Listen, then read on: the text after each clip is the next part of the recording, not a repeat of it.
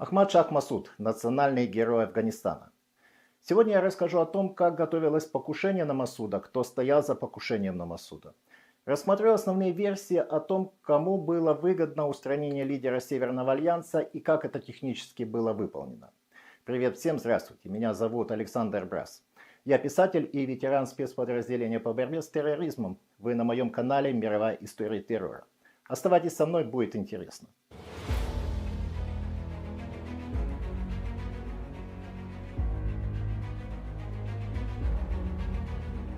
Итак, сегодня заключительный выпуск о жизни и смерти национального героя Афганистана Ахмад Шах Масуда. Начало вы можете посмотреть в моих предыдущих выпусках, ссылки я оставил в описании под видео. В последнем шестом выпуске я рассказывал о решении руководства Талибана уничтожить все доисламские объекты поклонения в Афганистане. Пытаясь спасти бесценные статуи, имевшие колоссальную художественно-историческую ценность, министр иностранных дел Индии Джасвант Сингх заявил, что его страна готова выкупить статуи и вывести их, напомнив при этом, что они в первую очередь являются сокровищем самого афганского народа. На защиту буддийских артефактов поднялся практически весь арабо-мусульманский мир. Даже руководство Исламской Республики Иран обратилось к лидерам Талибана с предложением выкупа 2 статуй Будды. В ответ министра иностранных дел правительства талибов превзошел все мыслимые границы цинизма. Вакиль Ахмед Мутаквиль заявил: мы сказали Ирану, что сохранение культурного наследия действительно наша обязанность, но уничтожение идолов – наш религиозный долг. 1 марта 2001 года талибы приступили к уничтожению бесценных памятников доисламской культуры Афганистана. В интервью информационному агентству BBC News министр информации и культуры талибов Курдадилла Джамаль подтвердил, что на рассвете началась очистка от языческой скверны в городах Кабуле, Кандагаре, Джалалабаде, Газни, Герати и Бамиане. В тот же день пакистанское новостное агентство передало слова муллы Мухаммеда Амара. Все, что мы уничтожаем, это всего лишь камни. Я доверяюсь Аллаху и ни о чем не беспокоюсь. Моя задача – установление исламского порядка. Разрушение памятников было приостановлено лишь на 3 дня в связи с наступлением исламского праздника жертвоприношения Идель-Адха. А сразу после его окончания религиозные вандалы продолжили уничтожать буддийское наследие Афганистана. В четверг, 12 марта 2001 года, в основание гигантских скульптур было заложено большое количество взрывчатки. Затем буддийский комплекс был подвержен артиллерийскому обстрелу. Отвечая итальянской газете «Эль Манифесто» на вопрос, не кажется ли вам, что подобная позиция наносит вред в глазах внешнего мира именно в тот момент, когда вы наиболее остро нуждаетесь в поддержке, мулла Мухаммед Амар ответил: у нас есть свои принципы, и мы намерены их соблюдать. Если же это является грехом в глазах мира, что ж, мы готовы претерпеть последствия этого здесь на земле, чтобы насладиться плодами своего послушания в раю Аллаха.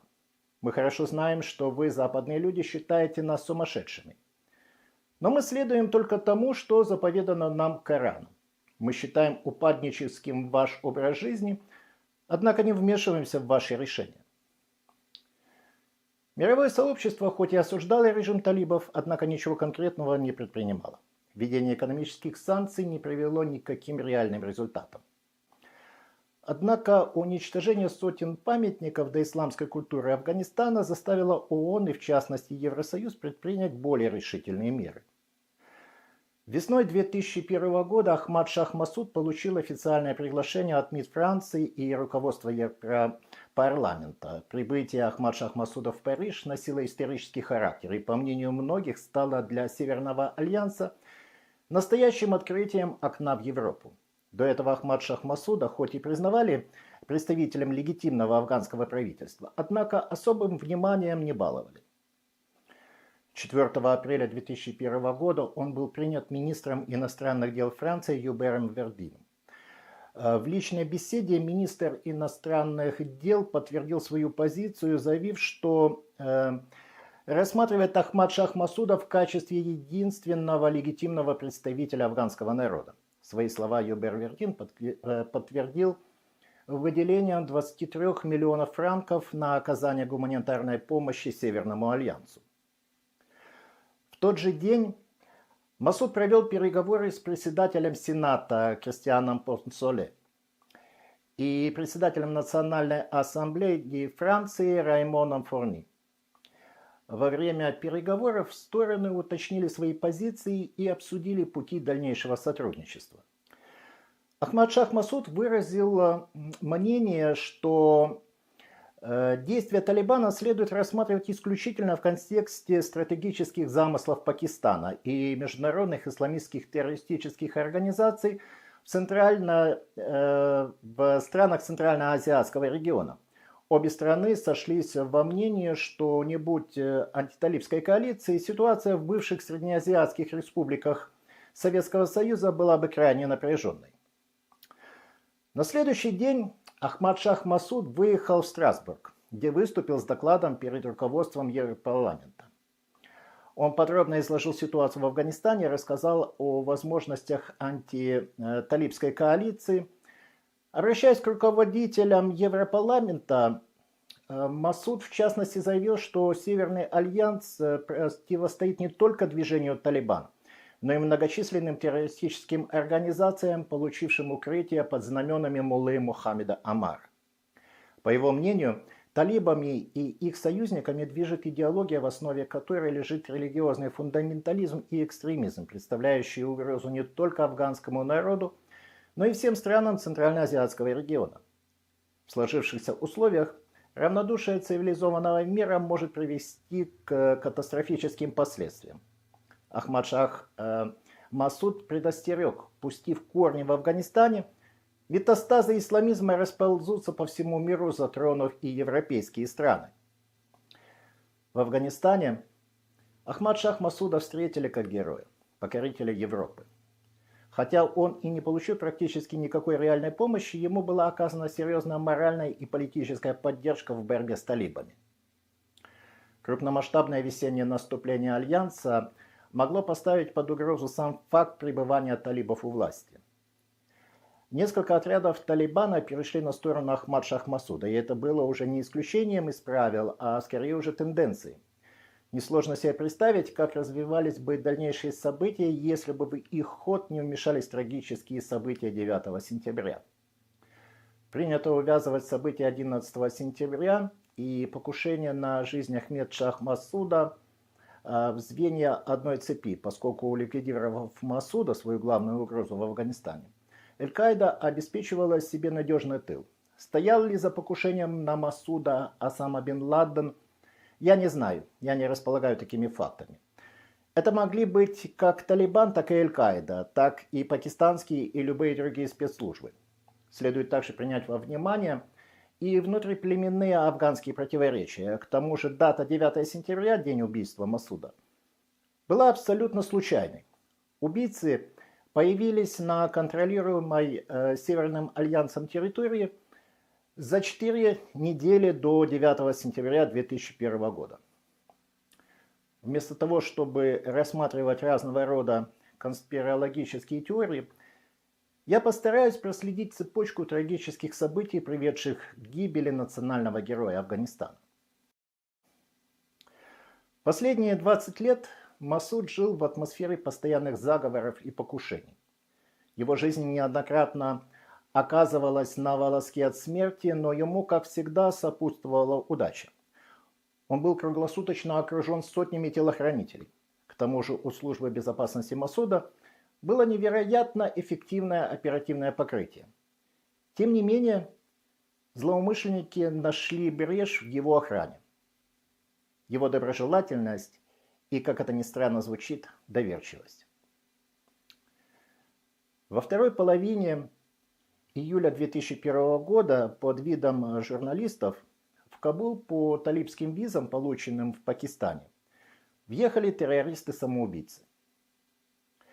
В афганской столице они провели по меньшей мере пару недель, пока они вышли на влиятельного полевого командира по имени Саяф, попросив его поспособствовать встрече с Масудом. В телефонном разговоре Саяф сказал Масуду, что двое арабских журналистов хотят взять у него интервью. Масуд поинтересовался, что это за люди, на что полевой командир прямо сказал, что арабы вызывают у него подозрения, поскольку прибыли в страну по талибским визам, и ему известно, что они посещали Кандагар, где располагалась штаб-квартира Талибана. Подумав, Масуд сказал: «Хорошо, пусть едут, мои люди проверят их». Стоит понимать, что Ахмад Шах Масуд в первую очередь был влиятельной политической фигурой, и общение со СМИ было действительно необходимостью. Борьба за Афганистан решалась не только и не столько на полях сражений, насколько это выражение «поля сражения» уместно для Афганистана. Прежде всего, это было столкновение идеологических платформ, и СМИ в этой борьбе играли не самую последнюю роль. Итак, в первой половине августа 2001 года убийцы покинули Кабул и через Пагман добрались до Паншера. Прибыв на место, они предъявили документы граждан Бельгии марокканского происхождения, корреспондента Мухаммеда Касима и оператора Мухаммеда Карима. Предоставив рекомендательное письмо от имама Центральной мечети Лондона, входящий в состав Исламского культурного центра, они изъявили желание взять интервью у лидера Северного альянса. В это время в Паншере вместе с Масудом находился также президент Исламского государства Афганистан доктор Бурхануддин Раббани. У подосланных шахидов тут же возникла мысль воспользоваться удобным моментом и уничтожить сразу двух лидеров Северного альянса. Однако встреча так и не состоялась, поскольку на следующий день Масуд должен был вылететь в Душанбе. Ничего иного убийцам не оставалось, как выбрать тактику выжидания. Настойчивость арабов вскоре принесла свои результаты. 8 сентября им сообщили, что Масуд готов принять их. Завтра после обеда в своей штаб-квартире в селении Ходжа Бахуддин в провинции Тахор. В 12:00 9 сентября 2001 года убийцы пересекли порог дома Масуда. Перед тем, как пропустить журналистов в кабинет Масуда, их проверили на наличие оружия, не удосужившись тщательно проверить видеоаппаратуру. Двое телохранителей остались ждать за дверью. В кабинете Масуда вместе с ним находились афганский посол в Индии Масуд Халили и сотрудник МИДа Асим и корреспондент газеты Северного альянса Фахим. Спустя несколько минут телохранители услышали за закрытыми дверями голос Масуда. «Асим, что он делает?» Один из телохранителей, распахнув дверь, тут же был отброшен сильной взрывной волной. Второй вбежал в задымленную комнату с автоматом в руках. Картина была страшная. Ахмад Шах Масуд, откинувшись в кресле, сидел. Его лицо было обожжено и залито кровью. Ноги неестественно вывернуты.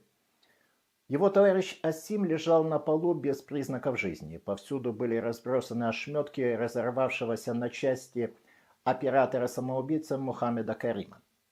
Посол Масуд Халили и журналист Фахим лежали на полу и громко стонали. Второй шахид остался невредим и успел выскочить из окна.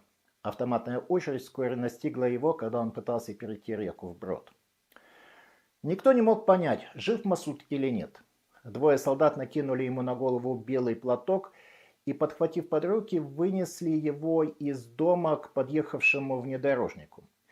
Машина тут же сорвалась с места и понеслась к вертолетной площадке у Пянджа. Позже выяснилось, в корпусе кинокамеры была спрятана пластиковая взрывчатка, которая была приведена в действие пультом дистанционного управления. Ахмад Шах Масуд скончался, не приходя в сознание. при транспортировке в госпиталь в Душанбе.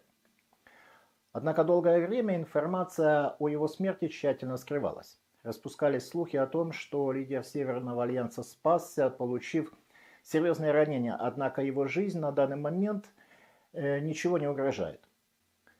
Смерть столь харизматичного лидера могла всем показаться кончиной всего антиталибского союза. Однако факт гибели Ахмад-Шах Масуда необходимо было признать. Командующим вооруженными силами Северного альянса стал ближайший соратник Масуда, министр государственной безопасности в правительстве Бархунуддина Раббани, генерал Мухаммад Фахим хан. 16 сентября 2001 года тело Ахмад-Шах Масуда было предано земле. Его похоронили в Паншерском ущелье, в специально возведенном для этого мавзолее.